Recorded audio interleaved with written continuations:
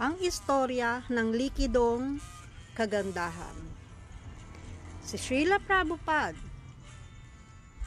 Bhaktivedanta Swami, ay nagsulat ng isang artikulo na ang pamagat ay Truth and Beauty sa magazine na Back to Godhead noong November 20, 1958.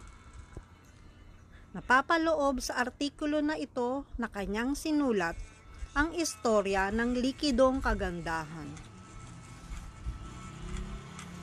Minsan ay mayroong lalaki na makapangyarihan at napakalakas, pati na ang kanyang katawan ay anyo ng malakas na lalaki. Pero ang kanyang karakter ay kaduda-duda at masyadong mapusok na umibig sa isang napakagandang babae. Ang babae ay hindi lamang napakaganda ng kaanyuan, kundi malabanal din ang kanyang karakter. Kanya hindi niya nagugustuhan ang pakikitungo ng lalaki sa kanya na animoy sobrang mapusok. Ang lalaki naman ay nagpupumilit dahil sa kanyang makamundong pagnanasa. Kanya nag-request ang babae na maghintay ng 7 araw. Sinabi niya kung anong oras ang lalaki ay dapat bumalik sa kanilang tahanan. At pumayag naman ng lalaki na may mataas na ekspektasyon. Kanya maghihintay siya ng 7 araw. Ang malabanal na babae nito upang patunayan kung ano talaga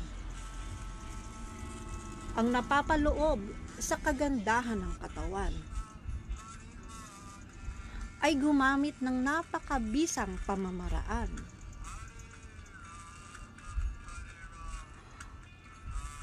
Uminom siya ng napakalakas na mga doses ng pampalambot ng dumi o pampadumi at mga pampurga. Sa loob ng 7 araw ay tuloy-tuloy siya na dumudumi at nagsusuka, kung saan ang lahat ng mga dumi at suka niya ay nilalagay niya sa isang lalagyan sa mga banga. Kaya ang resulta ng pampurga, ang dating napakagandang babae ay nagmukhang butot balat at ang kanyang mga mata ay halos lumuwa sa kapayatan.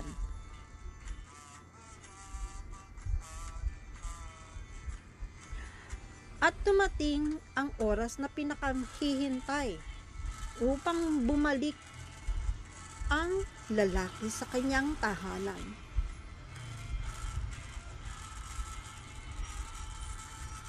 Napakaganda ng itsura at kadamitan nitong lalaki.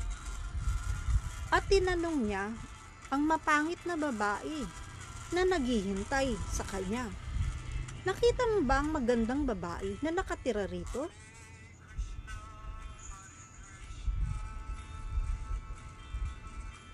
Hindi makilala ng lalaki ang babae na ito pala ang kanyang dating pinakamaganda sa kanyang paningin.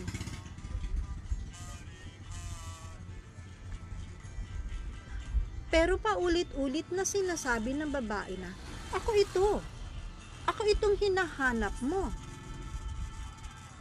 Hindi siya talaga nakilala ng lalaki dahil parang kaawa-awa na ang kanyang kaanyuan. Sa huli, sinabi ng babae, na pinaghiwalay niya ang mga sangkap ng kanyang kagandahan. At ito ay itinago niya sa mga banga.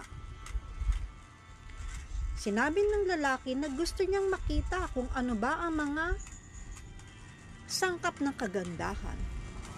Ay itinuro ng babae ang mga banga na punong-puno ng dumi at mga suka na halos hindi mo na magustuhan talaga ang amoy. At sinabi ng babae sa kanya kung ano talaga ang likidong kagandahan. Dahil sa kabanalan nitong babae,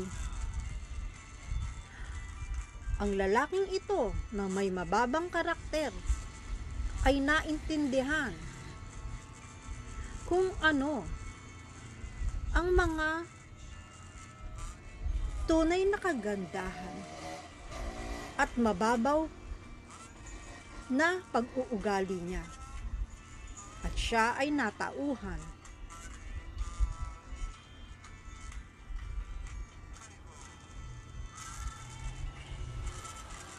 Sa katapusan na isinulat ni Bhaktivedanta tungkol sa Truth and Beauty, sinabi niya na kahit pa sino man ang pinakatanyag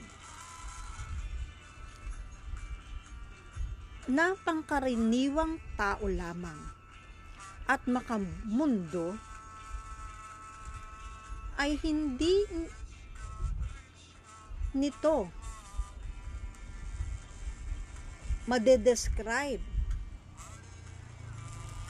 ang pinaka superior na katotohanan at kagandahan. Gaano man siya ka-intelektual, gaano man kadami ang kanyang panitikan na maisusulat, ang lahat ng ito ay maituturing lamang mga dumi at suka na pansamantala lamang. Ang totoong panitikan ay iyong nagbibigay at nagde-describe ng pinakamataas na katotohanan at ang kagandahan ng absolute truth